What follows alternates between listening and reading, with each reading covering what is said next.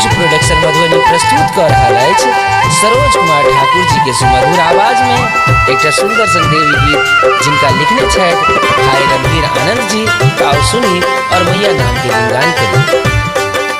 अपने सब सुन रहे छियै एखन कुंज प्रोडक्शन के भक्ति में प्रस्तुति।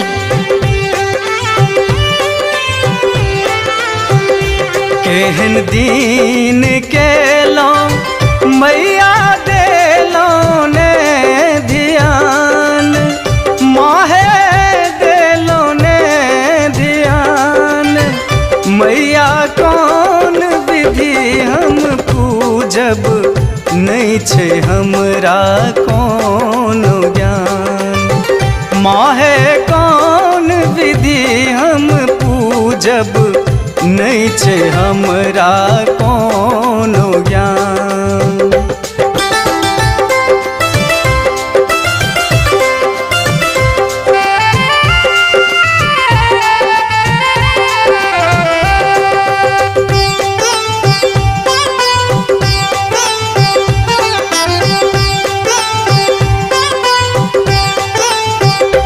कोना सजते आसन ने जाने पूजा के विधान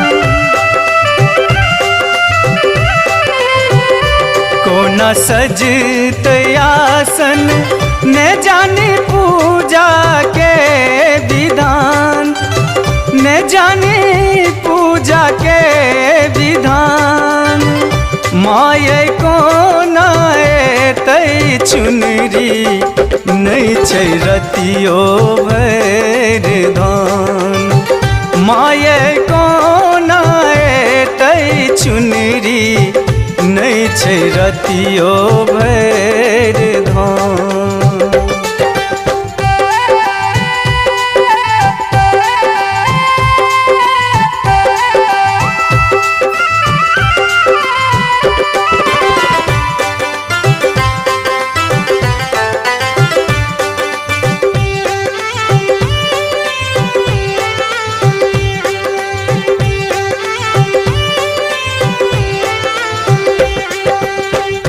धूप दीप आरती कोना चढ़ायब पान मखान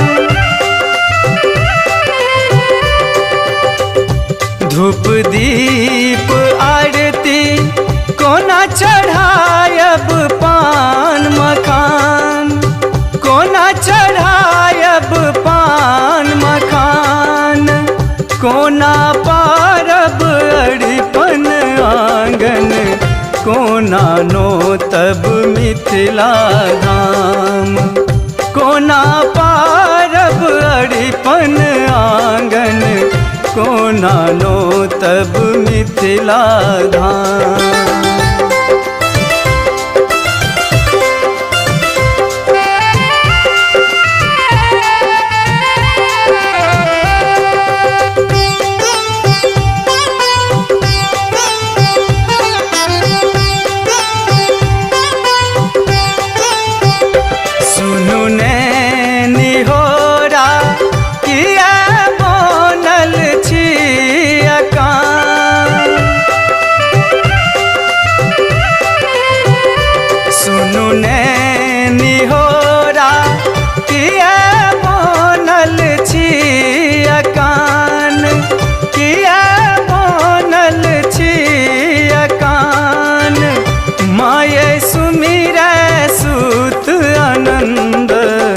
दिया स्वर सरोज ज्ञान माया सुमिर सुत आनंद दिया स्वर सरोज ज्ञान।